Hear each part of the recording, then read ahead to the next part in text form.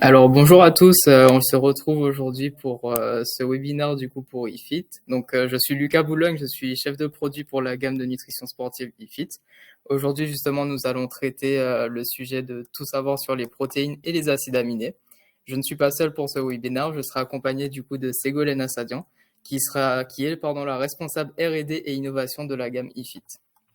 Donc on va procéder de telle sorte. Dans un premier temps, on verra justement qu'est-ce que la protéine à travers les besoins en protéines et les différentes sources de protéines. Ensuite, nous verrons qu'est-ce qu'un acide aminé à travers justement les acides aminés qui sont essentiels et les semi-essentiels. Et ensuite, nous finirons vers une FAQ. Donc, je laisse la parole à Ségolène. Bonjour à tous, je suis ravie d'être avec vous aujourd'hui pour vous expliquer le rôle des protéines et des acides aminés au sein de notre organisme. Alors, qu'est-ce qu'une protéine ? Notre corps est composé de milliers de protéines différentes. C'est l'élément de base de toutes les cellules vivantes. Une protéine, c'est une séquence d'acides aminés. Il faut voir la protéine comme un collier de perles où chaque perle correspond à un acide aminé. Et c'est l'assemblage de toutes ces perles, de tous ces acides aminés organisés en séquences qui vont former la protéine. D'une manière générale, on parle de protéine quand elle est constituée de plus de 100 acides aminés. Et en dessous de 100 acides aminés, on parle de polypeptides. Les protéines ont un rôle crucial dans la construction musculaire, dans la récupération, dans la conservation de la masse musculaire, et elles ont aussi un rôle structurel et biochimique fondamental. Elles ont un rôle enzymatique, elles sont indispensables pour le système hormonal et immunitaire. C'est simple, sans protéines, votre organisme ne fonctionne pas. Une grande partie doit être apportée par l'alimentation, d'où l'importance de se supplémenter pour fournir à notre corps toutes les protéines et tous les acides aminés nécessaires pour la croissance, l'entretien de nos cellules et tissus, mais aussi leur réparation en cas d'effort trop important ou de souffrance musculaire. Ces besoins changent tout au long de la vie, mais aussi en fonction de l'effort et de l'activité physique, de l'activité sportive. C'est tout ce qui est régi notamment à travers le métabolisme.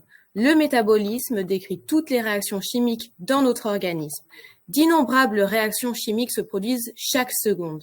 Le métabolisme est divisé en deux processus. On a l'anabolisme et le catabolisme. Ces deux phases sont étroitement liées à l'apport nutritionnel. L'anabolisme est une phase de synthèse. Au cours de cette phase, les cellules s'occupent de la construction moléculaire.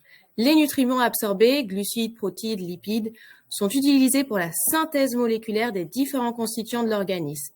Le catabolisme, lui, décrit la dégradation de substances organiques. Il s'agit d'une réaction naturelle à l'effort physique, au cours de laquelle la destruction de substances organiques permet de gagner de l'énergie. Si le catabolisme est bien sûr essentiel au fonctionnement de l'organisme, le catabolisme musculaire est quant à lui redouté des sportifs. Les deux phases alternent constamment en fonction du mode d'alimentation, des habitudes sportives et du sommeil. La phase anabolique domine pendant la nuit et le catabolisme est plus actif pendant la journée. Pour éviter le catabolisme et donc la destruction du muscle, il est important de se supplémenter en protéines. Qu'on fasse du sport ou pas, notre corps a besoin de protéines. Même quelqu'un de sédentaire a besoin d'environ 0,8 g par kilo de poids corporel de protéines par jour. Pour une personne de 70 kg, cette personne a besoin d'un apport de 56 g de protéines, c'est équivalent à 2 steaks ou 4 œufs. Cet apport varie en fonction du profil, de l'activité physique et des objectifs de chacun. Si on est pratiquant régulier, les besoins en protéines sont entre 1 g et 1,2 g par kilo par jour, donc environ 70 à 84 g de protéines pour un sujet de 70 kg, ce qui représente environ 3 steaks ou 6 œufs. Pour ceux qui visent un développement de la masse musculaire et qui pratiquent une discipline de force, l'apport protéique doit s'élever à 2 voire 2,5 g par kilo par jour, ce qui représente 7 steaks ou 13 œufs. Donc, on remarque que l'apport en steak et en œufs est conséquent pour un sportif, ce qui peut causer des difficultés à la fois financières, mais aussi digestives.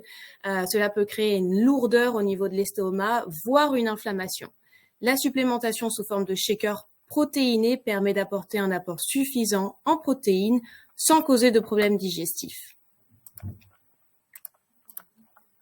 Il existe différentes sources de protéines. Les protéines animales représentent 65% des protéines alimentaires.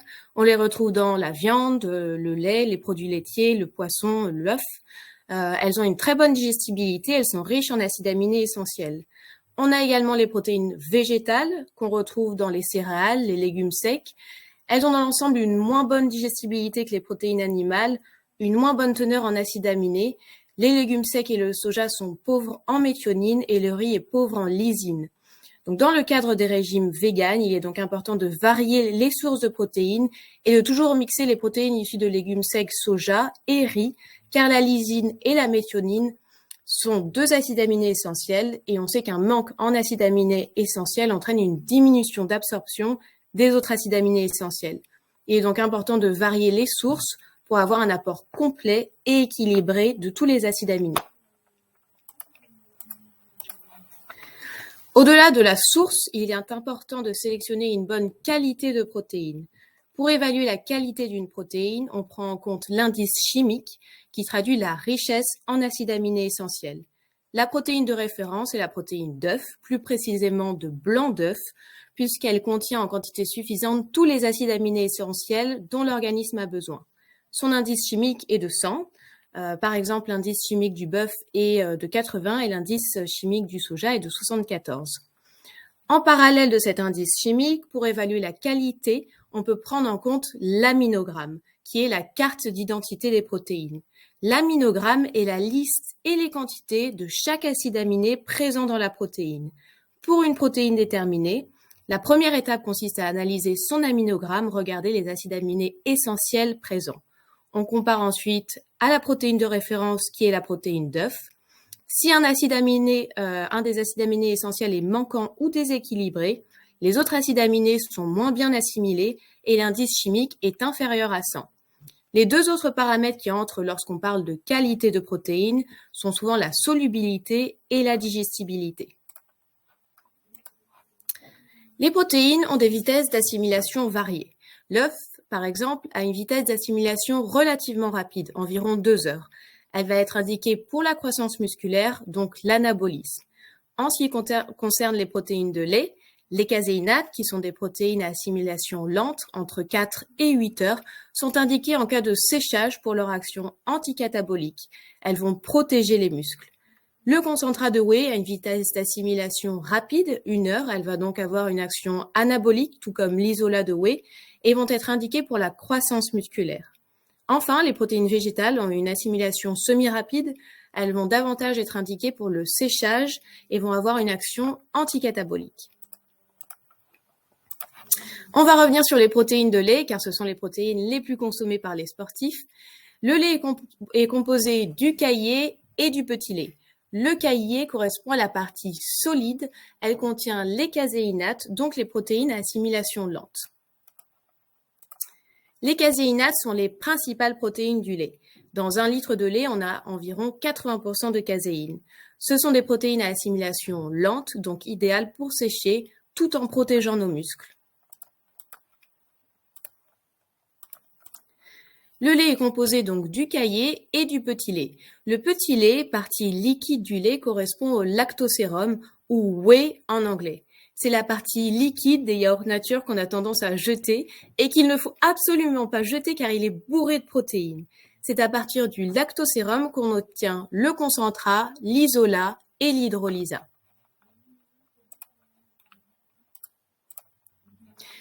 Dans 1 litre de lait, on a environ 20% de whey.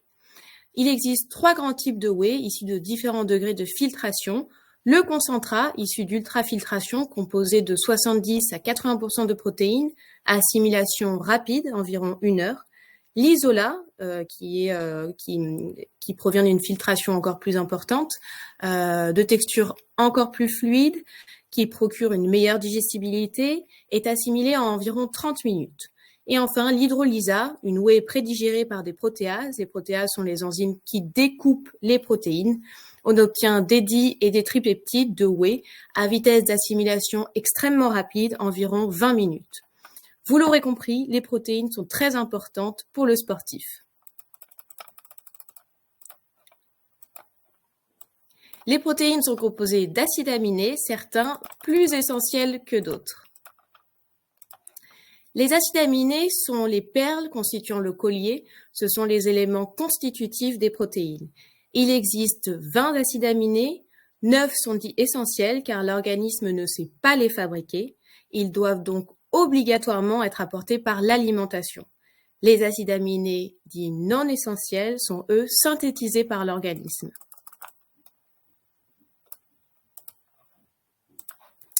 Les acides aminés phares de la récupération sont les BCAA, ou acides aminés branchés, leucine, isoleucine, valine.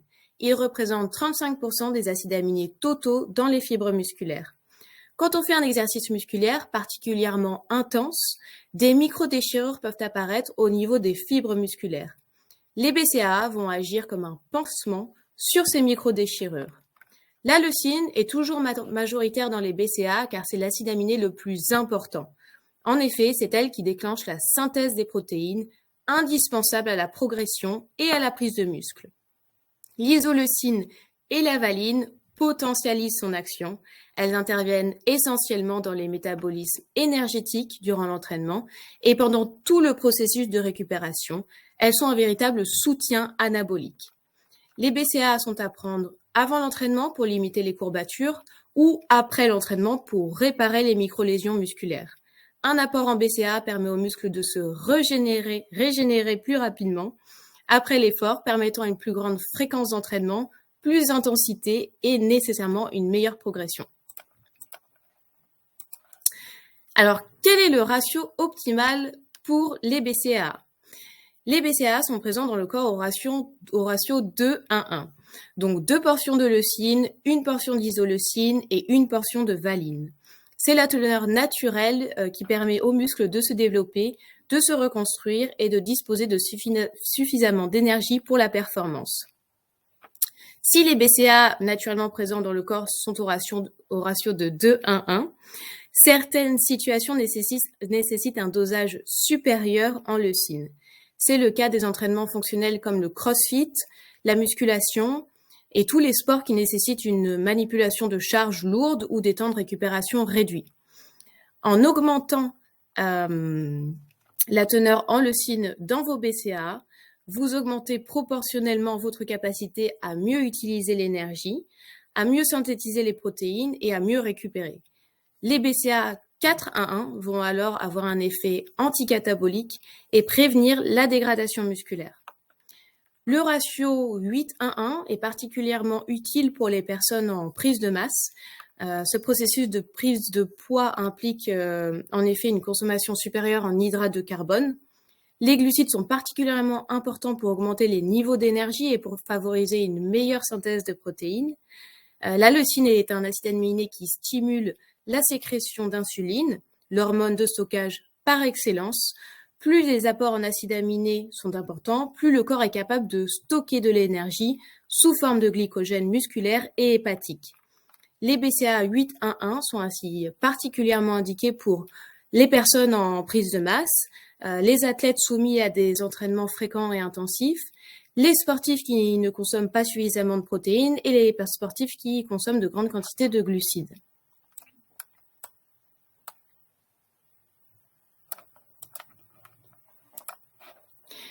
En cas de gros entraînements, les BCAA peuvent être complétés par la glutamine, quatrième acide aminé essentiel pour la récupération musculaire. Le corps est capable de la synthétiser en partie, c'est un acide aminé semi-essentiel, mais après un surentraînement, sa quantité peut baisser car le corps en demande plus qu'il ne peut en produire.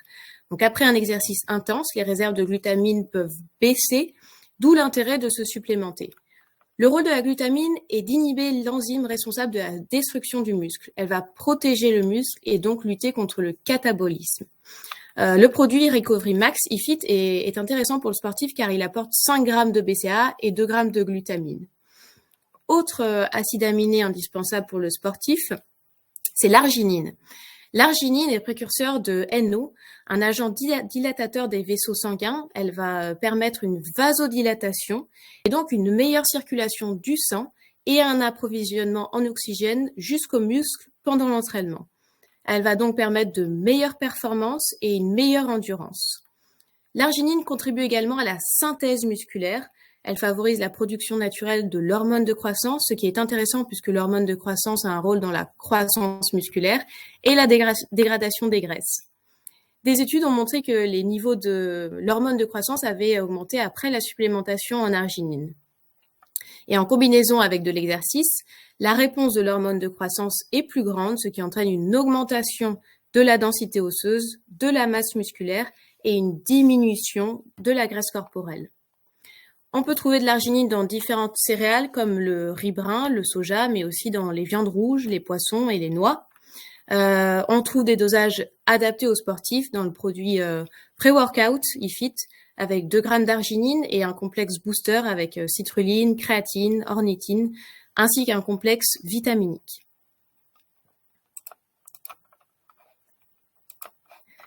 Les dérivés d'acides aminés sont également indispensables pour le sportif qui cherche la performance. Je vais peut-être vous décevoir, mais non, la taurine ne provient pas de testicules de taureau. Le marketing avait été très fort sur ce coup-là, mais non, c'est pas vrai. La taurine est synthétisée à partir de la méthionine et de la cystéine. Elle est naturellement présente dans le corps humain, dans le cerveau, les muscles. On la retrouve aussi dans l'alimentation, dans la viande de bœuf, de poulet, dans l'œuf, le poisson, les crustacés et les produits laitiers.